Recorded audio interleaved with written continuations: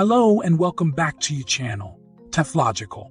In the previous videos, we talked about the grammar translation method in detail, its background, principles, teaching techniques, its positive points, and the criticisms around it. In the aftermath of these criticisms, a series of events occurred in the realm of language teaching and learning, which are described in the following. The Reform Movement. The development of the direct method in language teaching was influenced by a series of events in the 1880s, which are referred to as the Reform Movement. One of these events was the establishment of the International Phonetic Alphabet in 1886, which placed emphasis on accurate pronunciation in language learning. In addition, spoken language was prioritized over written language, and inductive learning was emphasized. The proposed approach suggested there be no translation in language learning, and that everything would be learned through association of meanings and ideas. It was believed that second language learning was similar to first language acquisition, and that it was important to use the language in context.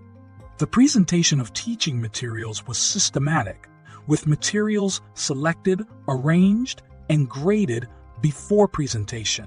Selection referred to scientific choice of materials for language teaching. Arrangement referred to an appropriate order of presentation. And grading referred to presenting materials from simple to complex.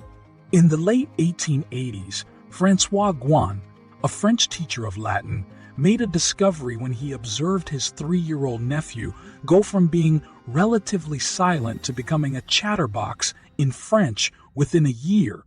Intrigued, Guin studied his nephew's behavior, as well as other children, which led to the creation of the series method.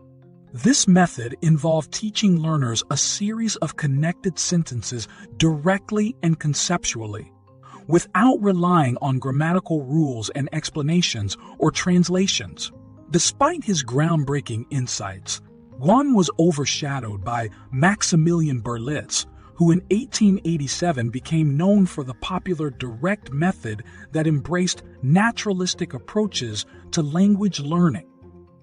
If you're enjoying the content on our channel, make sure to hit that subscribe button and click the bell icon to get notified every time we upload a new video. Also, don't forget to save and share this video with your friends and family. The direct method. In general, the direct method involved exclusive instruction in the target language, L2, with a focus on oral communication and listening skills in small classes. The methodology primarily consisted of modeling and practice using everyday vocabulary and inductive grammar learning. The principles of the direct method. The development of reading skills is reinforced by practicing speaking in the target language. To assist with comprehension, objects like relia and pictures available in the classroom should be used. In-class use of the native language is discouraged. Teachers should demonstrate the target language instead of explaining or translating it, as students ought to form a direct association between form and meaning. Emphasizing thinking in the target language early on is ideal. Vocabulary acquisition is best through using it in a context of full sentences instead of isolated word lists. If they are related to concrete objects, they are taught via objects, realia, and pictures. If they are abstract nouns, they are taught via association of IDs.